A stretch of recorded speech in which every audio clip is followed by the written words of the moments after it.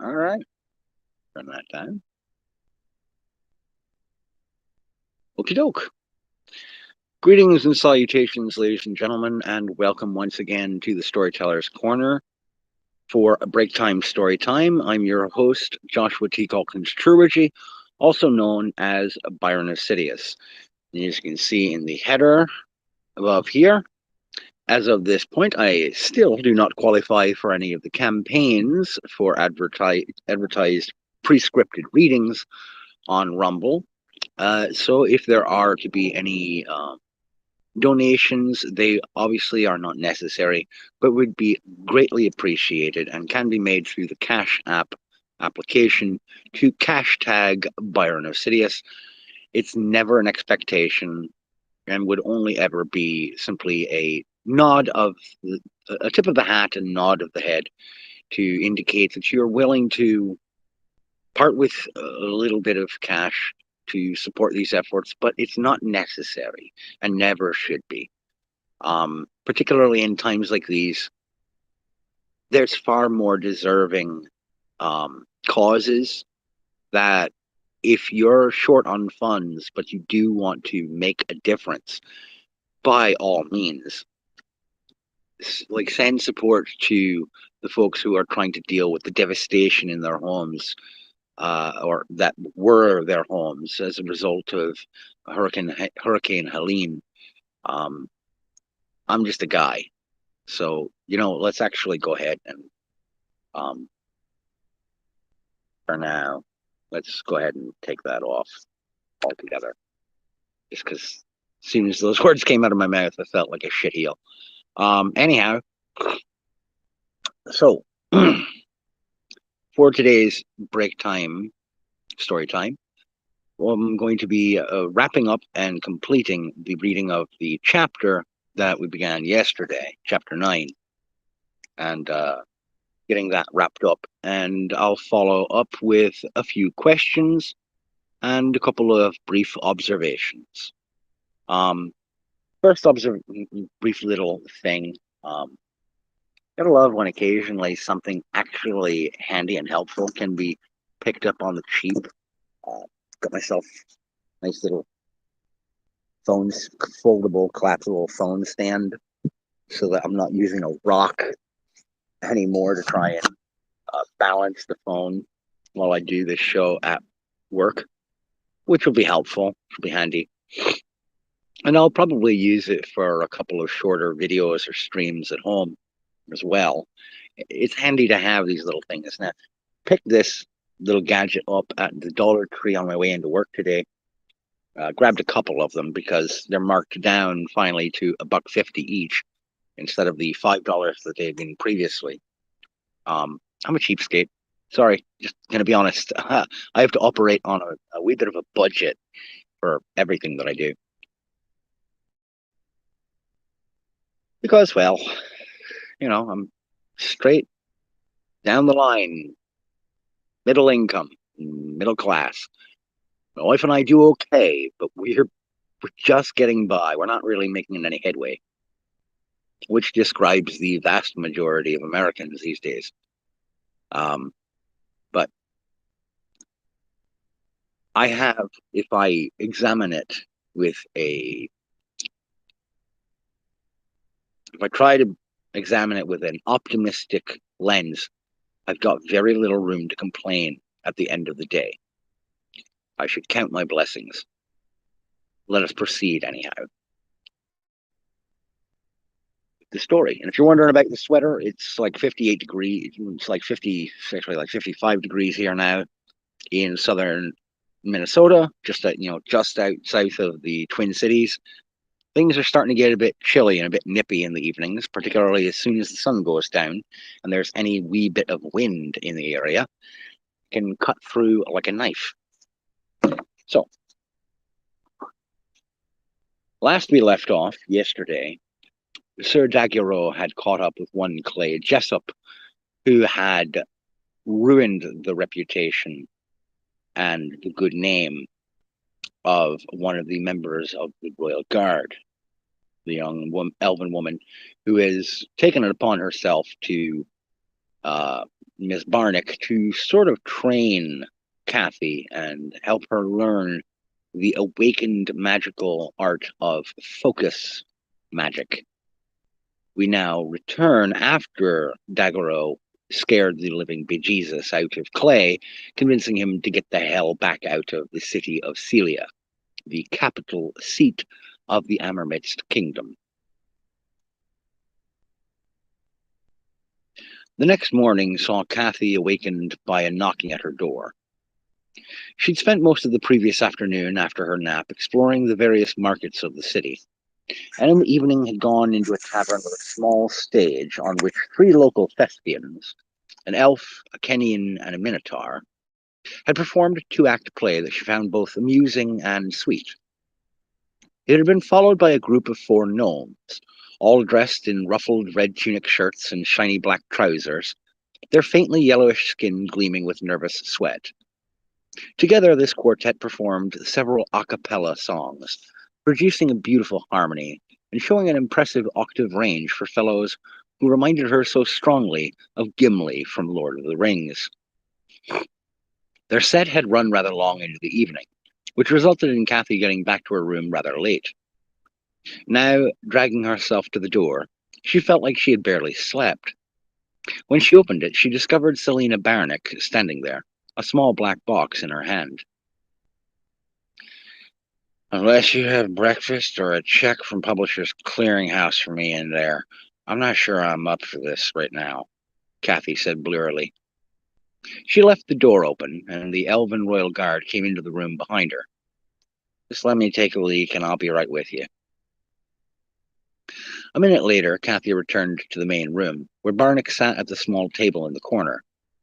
She had the box open, and as Kathy approached, she saw that within the box were half a dozen small painted ceramic figurines.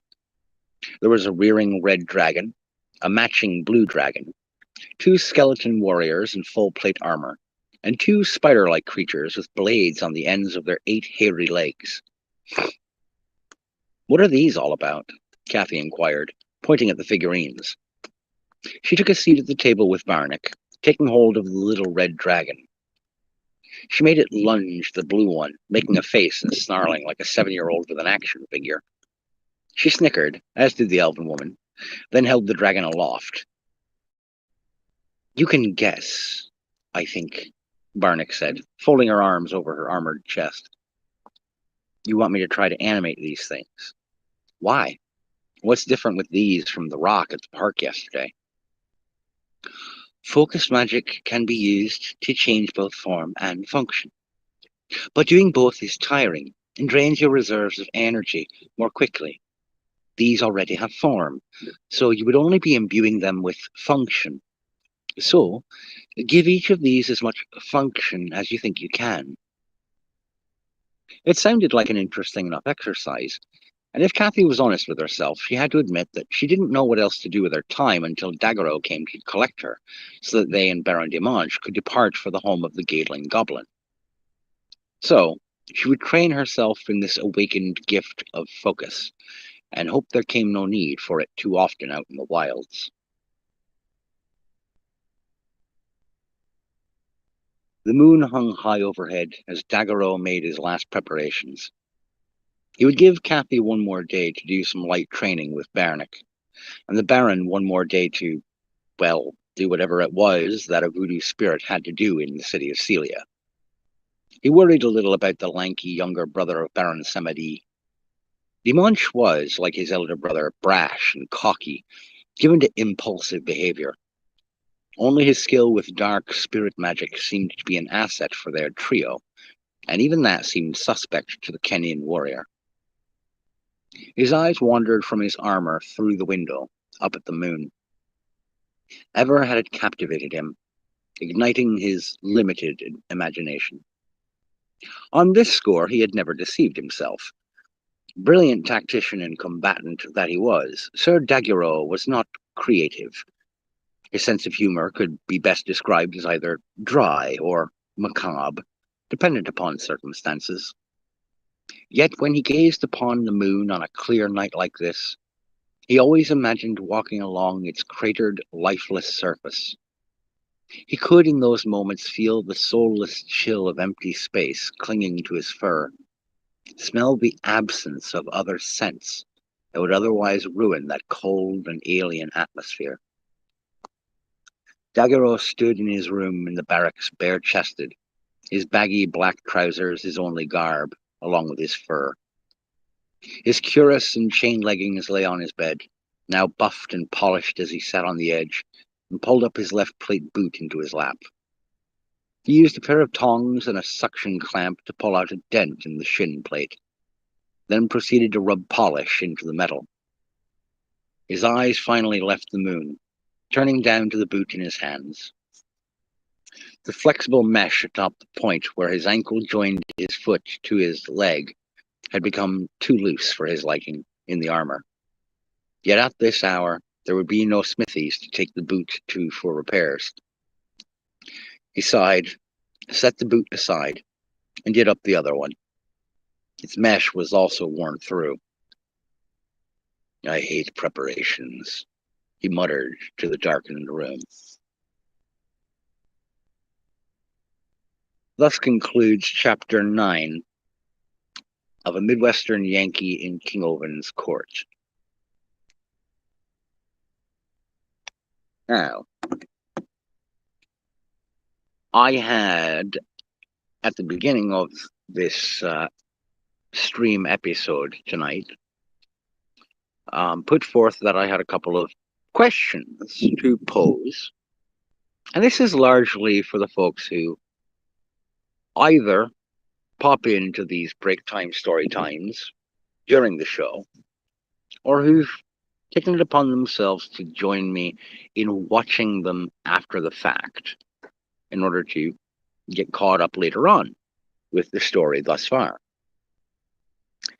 This being the spooky season, the month of Samhain, October, with Halloween at the end of the month, I am considering, as one might expect, doing a presentation or two of some of my horror story material, more than likely from Amelia City, since that's where most of my horror stories are couched out of, is Amelia County, Amelia City, Iowa, or rather, Amelia City and its suburbs in Amelia County in the state of Iowa. This is a fictional county and fictional city and suburbs crafted specifically for the telling of these tales, to establish a mythology that could join all of them together in a singular kind of narrative purpose and style. But I am not certain right now, as I speak, how much more of Midwestern Yankee you, the folks who tune in, would necessarily want to continue to hear. And so I will ultimately kind of leave it up to you to go ahead and leave a comment after the video has been archived up on the channel, if you're watching later, or if you happen to stop in here while I'm still streaming on the show tonight on the break time story time, to let me know if you'd like to maintain course with Kathy's story, or if you'd like to move along to other tales. The reason I also put forth this offer, or this question rather, is because the entirety of A Midwestern Yankee in King Ovin's Court is available for commercial sale on various online book retailers. However, I also mentioned at the top of the show that times are tight economically for most of us. And that's not a great position for anybody to be in. And it should not be the only barrier to someone getting the opportunity to continue enjoying a story that they've already taken up and are enjoying thus far. In that instance, I will also clarify that the entirety of A Midwestern Yankee in King Ovin's Court is available for free reading over on my Substack at the Storyteller's Corner.substack.com. And actually, why don't I go ahead and I will create a new text line, and we'll. What the hell? Come on then.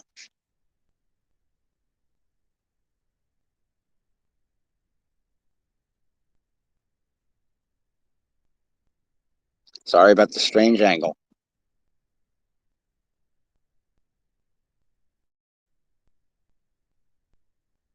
Okay. We'll create that and we'll peg that right now at the top. Ah, hell. I gotta change. I gotta edit it again. Shit. Edit.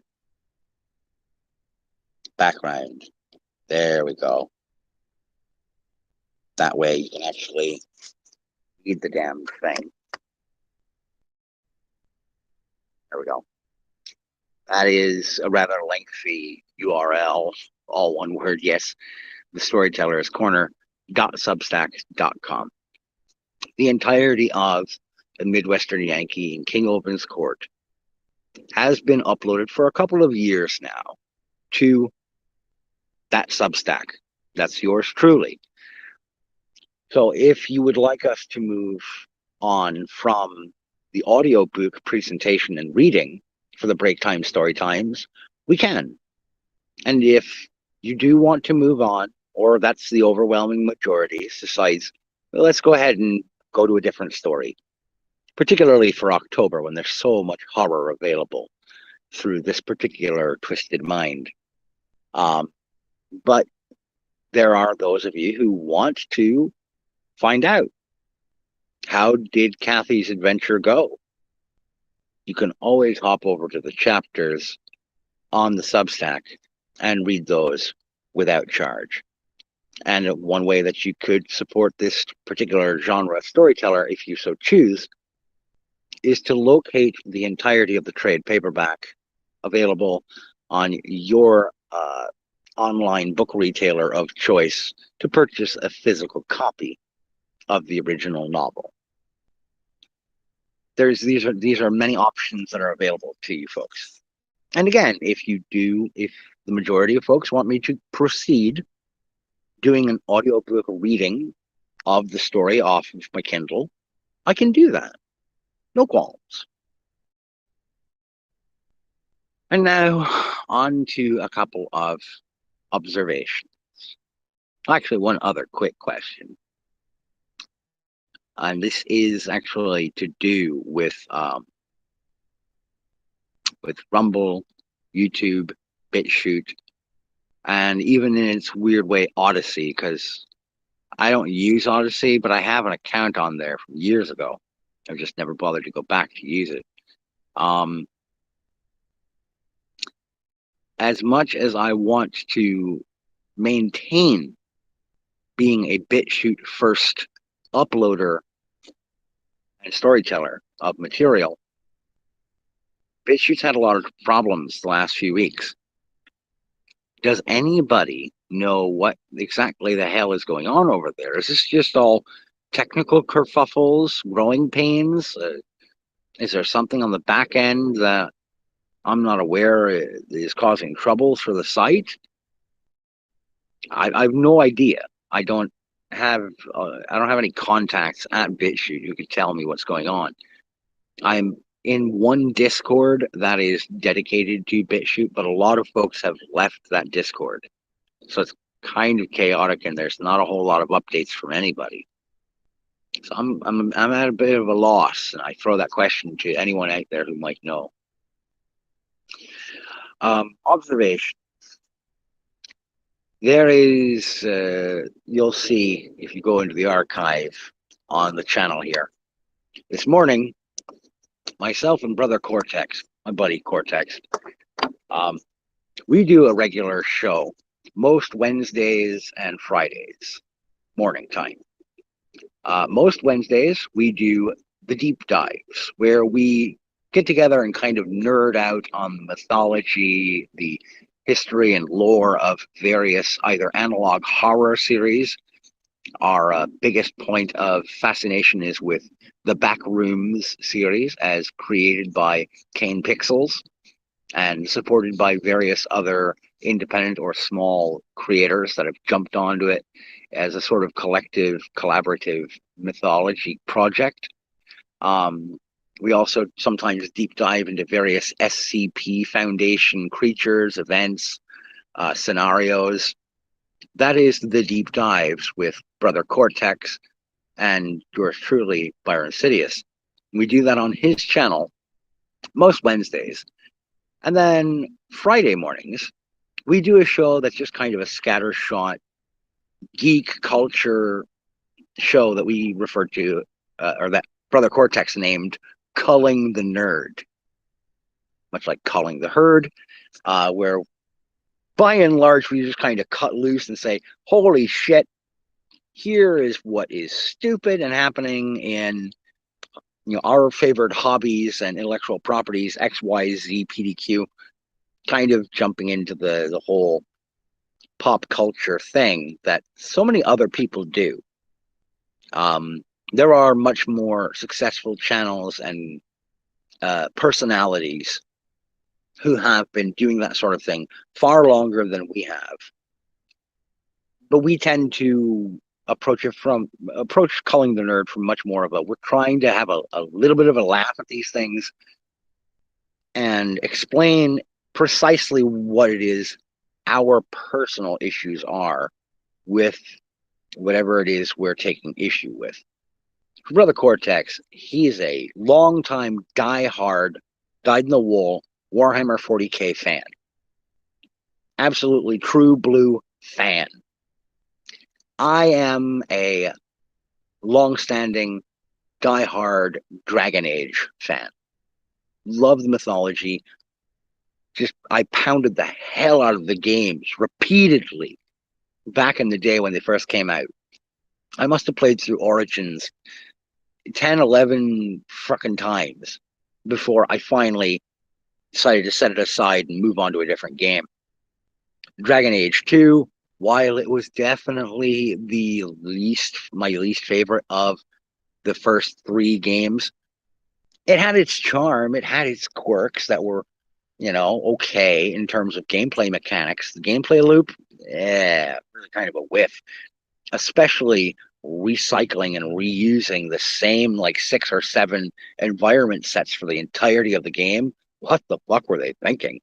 But the characters were well developed. The dialogue was a little stilted for a couple of characters, but overall, the Champion of Kirkwall's story was well written.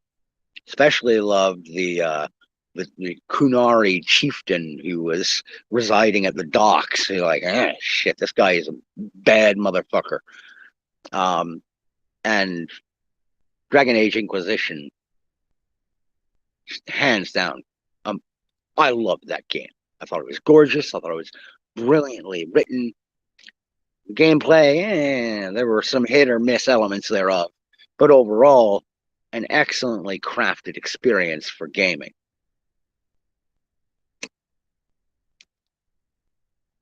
I also read 2 of the short story collections and 3 of the novels for Dragon Age that came out over the years between the various games being published, and played a lot of the DLCs for Dragon Age 2 and Inquisition. I never did much for the DLCs on Origins. I will admit that.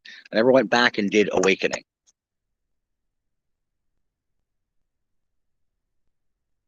But for Culling the Nerd, Brother Cortex and I, we just kind of we grumble about things that are going wrong, by and large, with our favorite properties and hobbies.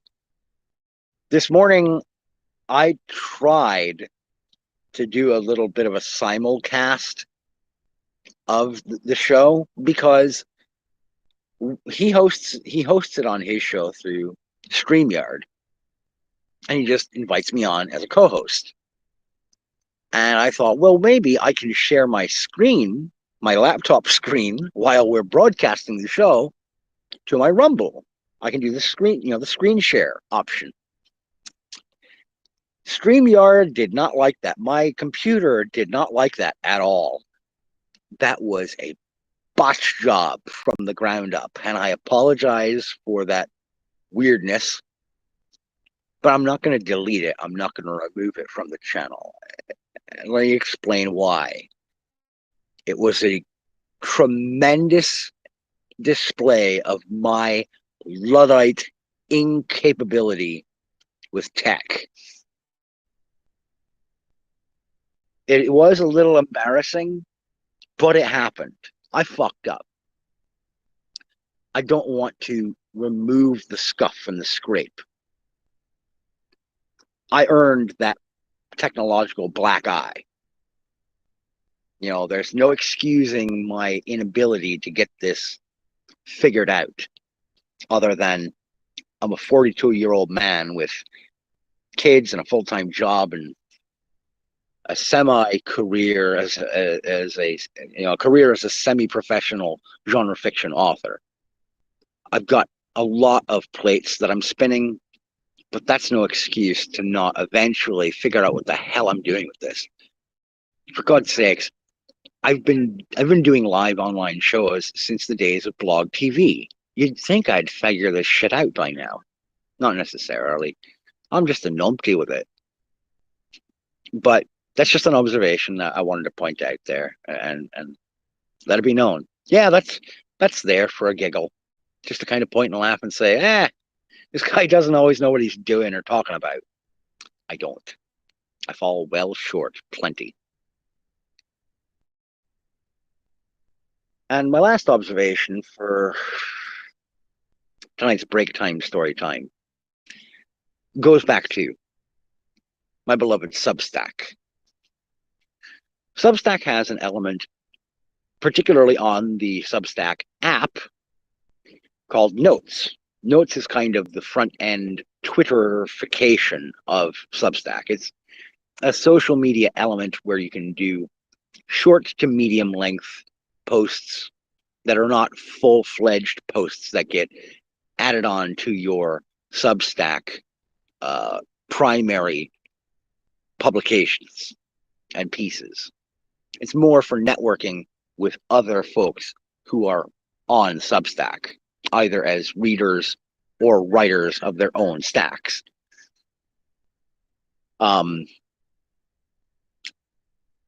Of late, there has been a bit of a problem in that some disreputable folks have taken to using scrapers to basically lift wholesale posts from the actual posts of various Substacks and put them up on other blogs or websites or platforms and throw stuff behind a paywall without properly attributing the source of the material or giving credit to who wrote the material in the first place. And a lot of folks on Substack we're understandably pissed off. We're being stolen from by people who are turning a profit off of our work, much of it which we had never intended to charge for in the first place. But if we're not going to charge for it, and you're going to steal our material and post it on your own site, at least have the decency to say where it came from. We just want attribution. That's all we're after. Just say, hey, here's a story from person X, Y, or Z. It originally came from a Substack entitled blah, blah, blah.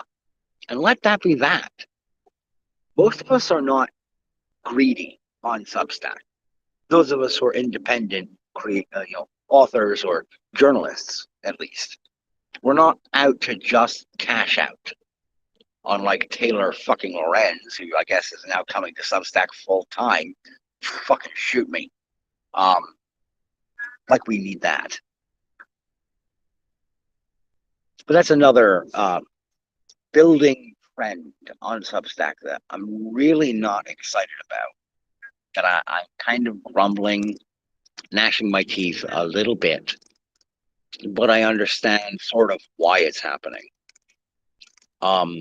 There's a lot of folks suddenly showing up to Substack who were mid-sized presences, somewhat semi-household names in the field of journalism, as well as some folks who have written for places like Rolling Stone, for Asimov magazine or Lightspeed magazine, members of the SFWA, members of the HWA, those being a couple of professional writers guilds that have promoted the interests of writers in science fiction, fantasy, and horror. There are some modestly well-known names coming from those ranks, now starting their own Substacks, and they're getting pushed and promoted all over notes into everybody's exploration feed.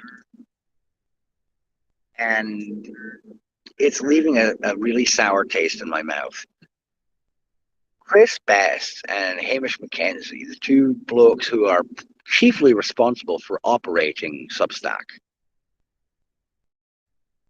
they have been let well known by a lot of folks, myself included. Today, I started the day with kind of a snarky post on my notes at them saying, hey, I don't know who this woman is.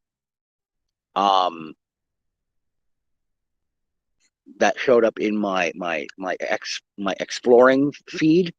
I don't know her name. I think I vaguely heard of her.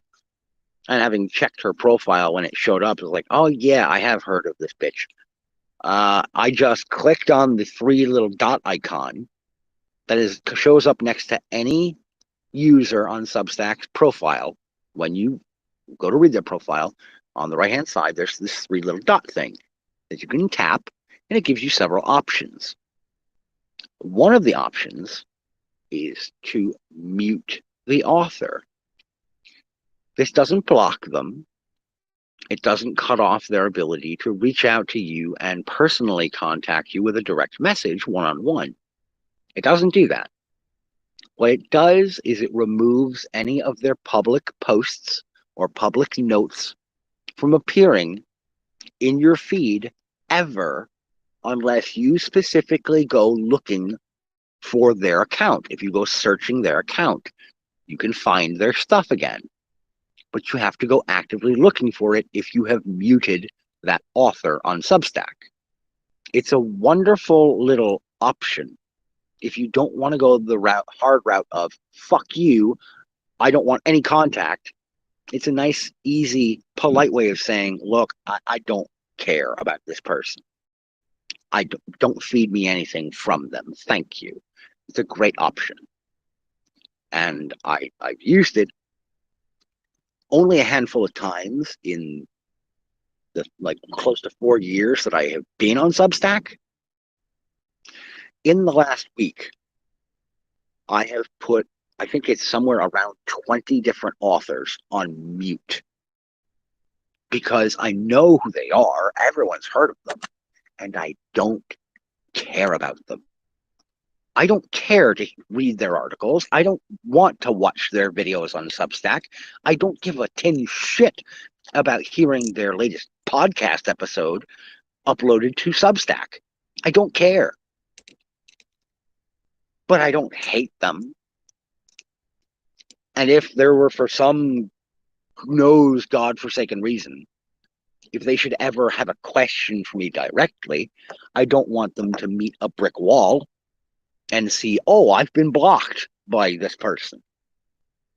I would rather they be able to reach out and pose a question, at which point I would more than likely reply to them, look, I'll be honest, I have not bothered to read through the fullness of your inquiry.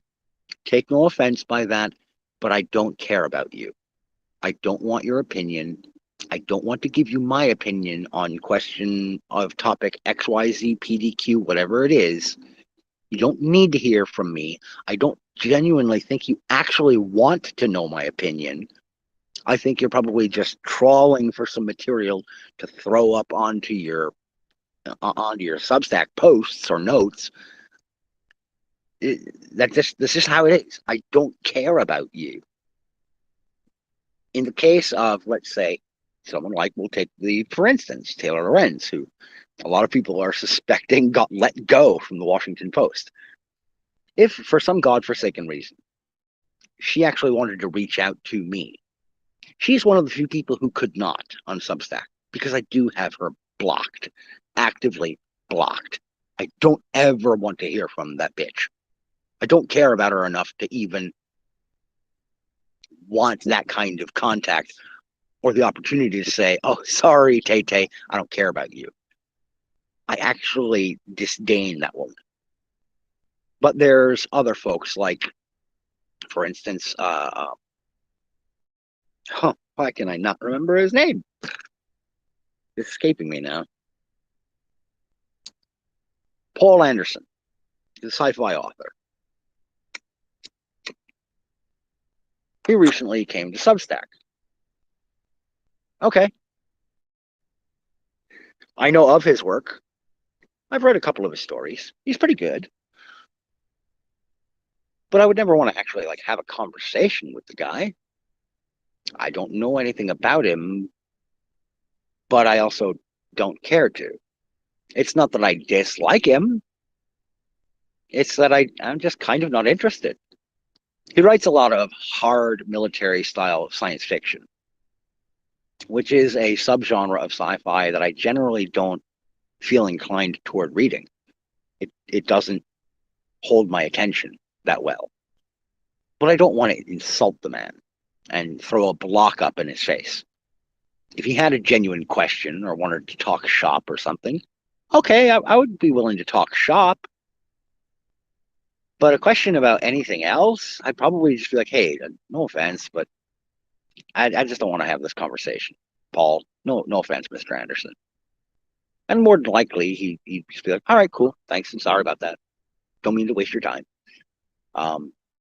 Because I've read a couple of interviews with him too, and he seems like a polite fellow, somewhat more reserved, but he's also very scatological all over the place, which is why I wouldn't I wouldn't label it impossible for him to reach out to some indie nobody, but the odds are pretty slim.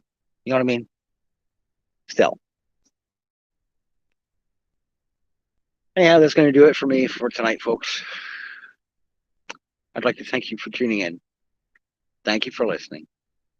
I ask that you take care of yourselves, and as always, keep reading.